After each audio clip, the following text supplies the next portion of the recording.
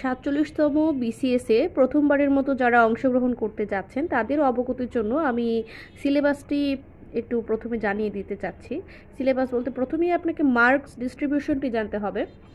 প্রথমে রয়েছে বাংলা ভাষা ও সাহিত্য, এতে আছে 35 মার্কস। ইংরেজি ভাষা ও সাহিত্য, এতে রয়েছে 35 মার্কস। বাংলাদেশ বিষয়াবলী 30 মার্কস। আন্তর্জাতিক বিষয়াবলী 20 মার্কস। সাধারণ বিজ্ঞানে 15, কম্পিউটার ও তথ্য প্রযুক্তি 15, ভূগোল, পরিবেশ ও দুর্যোগ ব্যবস্থাপনা 10, নৈতিকতা মূল্যবোধে 10, গণিতে 15 এবং আইকিউতে রয়েছে 15, অর্থাৎ মেন্টাল অ্যাবিলিটিতে 15 মার্কস রয়েছে।